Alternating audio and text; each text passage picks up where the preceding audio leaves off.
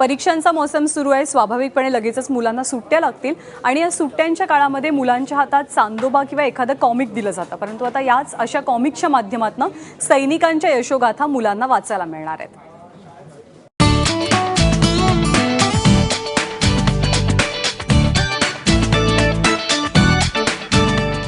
Comics सुट्ट्यांमधला मुलांचा आवडता छंद.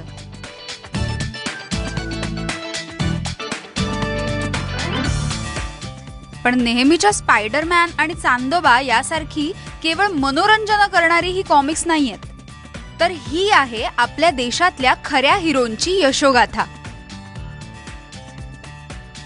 यंग जनरेशन को ये जो देश की प्रति एक लगान होना चाहिए, देश की जो एकता और अखंडता को बरकरार रखने के लिए एक प्रयास होना चाहिए, इसकी बढ़ोतरी देने के लिए सीरीज लगाए ताकि हीरोज़ का जो रोल मॉडल अदा करने के लिए अपनाने के लिए एक इंस्पिरेशन है स्टोरीज वगैरह.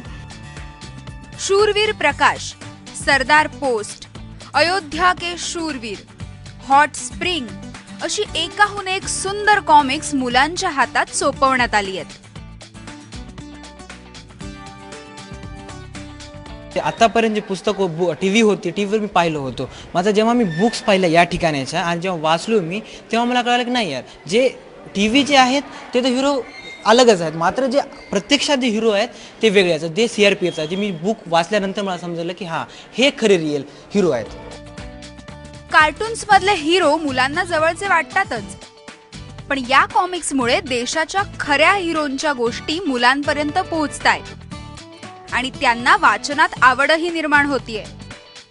मला ही प्रेरणा मिळते की जसं संतोष देवीने अयोध्यामध्ये काम केलं सामान्य जनताची प्राण वाचून, तसं मला पण CRPF मध्ये भरती व्हायला आवडेल. मी पण काहीतरी देशासाठी करू शकते. हे कॉमिक्स वाचून मला कळालं की आपण या देशाच्या महिला पण काहीतरी करू शकतात. मातृभूमीच्या संरक्षणासाठी धारातीर्थी पडणाऱ्या आपल्या जवानांचा इतिहास या कॉमिक्सच्या माध्यमातून मुलांपर्यंत पोहोचतोय. त्यामुळे या खऱ्या हिरोंची यशोगाथा मुलांच्या कायमच स्मरणात राहणार आहे. योगेश लाटकरसह ब्युरो रिपोर्ट, ABP माझा, नांदेड.